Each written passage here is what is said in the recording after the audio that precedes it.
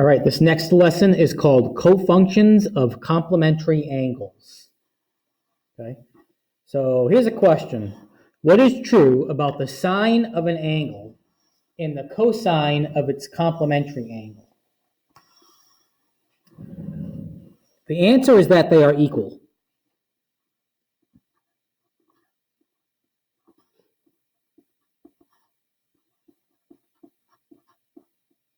Okay, now let's see why.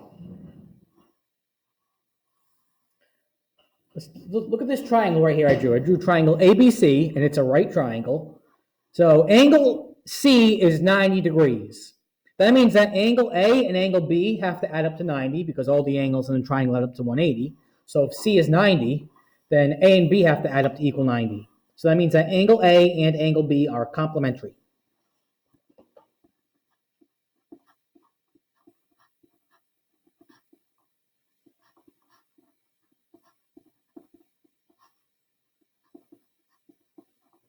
Let's look at the sine of angle A. Okay, sine of A equals sine equals opposite over hypotenuse. So opposite angle A is 40 and the hypotenuse is 50. So sine of A equals 40 over 50.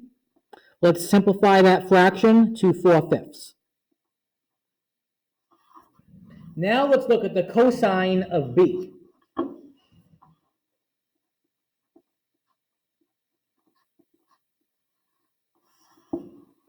Cosine of B means adjacent over hypotenuse to B. So adjacent to B would be 40, and the hypotenuse is 50.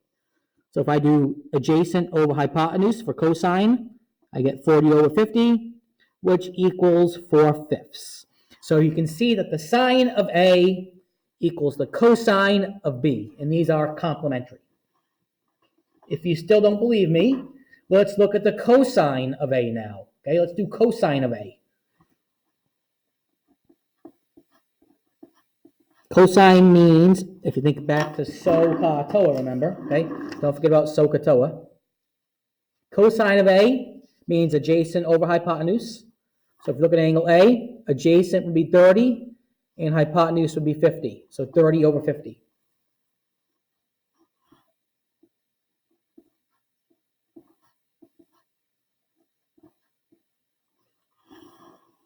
Now let's do the sine of B.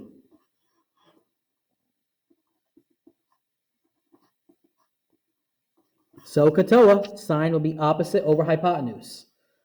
So if you're looking at B, opposite of B will be 30, and hypotenuse is still 50. So 30 over 50, which simplifies to 3/5. Okay, so we see that the sine of A equals the cosine of B, and we see that the cosine of A equals the sine of B.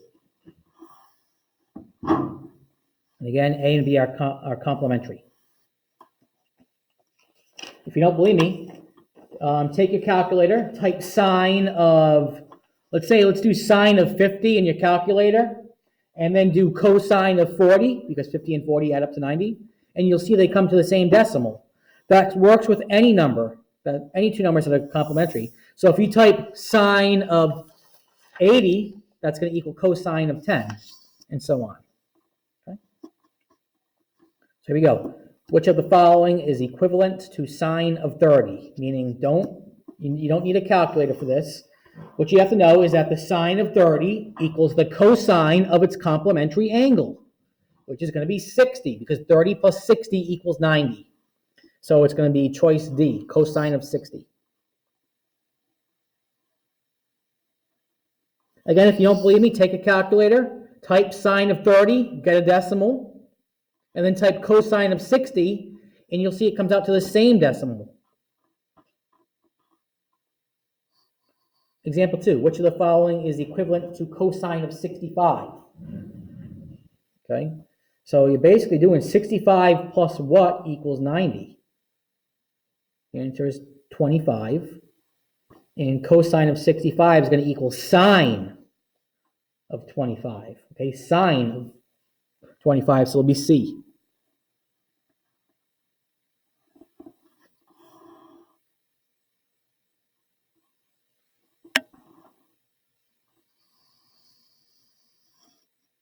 Example 3, given triangle DEF below, which statement can be concluded?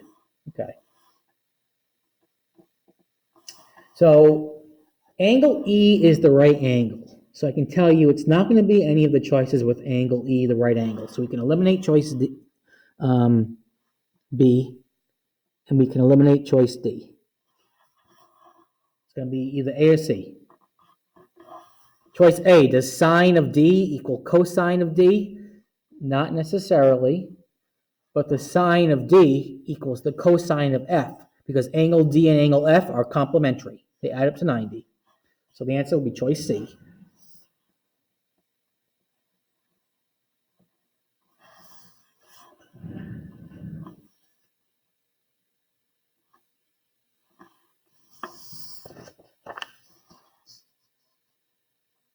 Example 4, solve for x. Okay, so sine of 35 equals cosine of x, solve for x. And again, the way to do this, if you don't know the answer off the top of your head, is you're basically doing 35 plus x equals 90. Okay. Subtract 35 on each side, and you get x equals 55.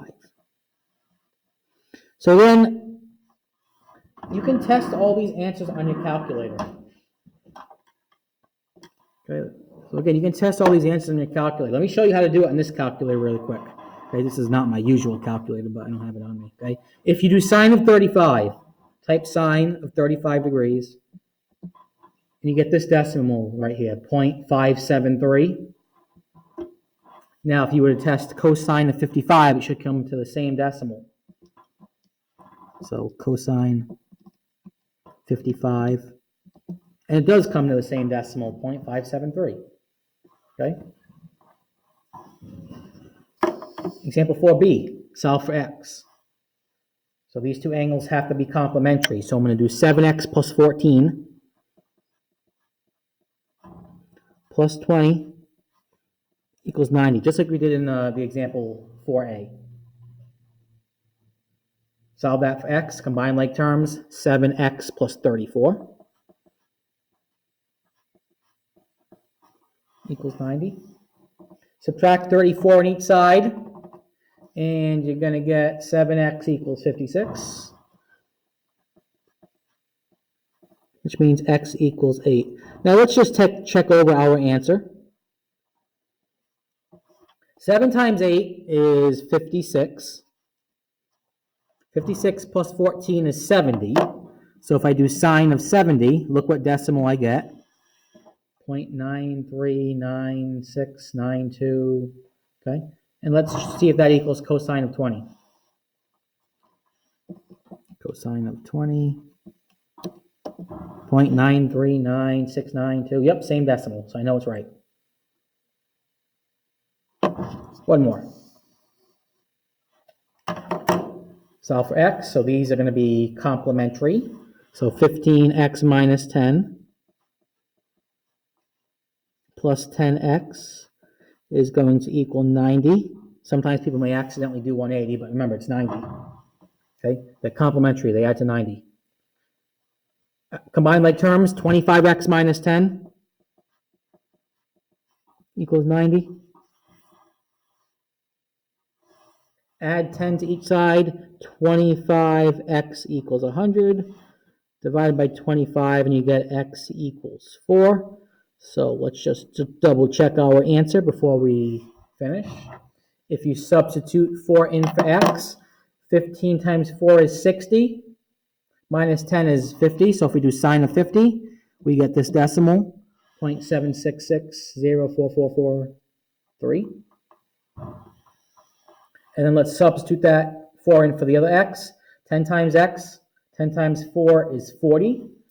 So let's do cosine of 40 and see if we get 0.766. Cosine of 40. And we do get 0.766. So that shows you that it's correct. Okay.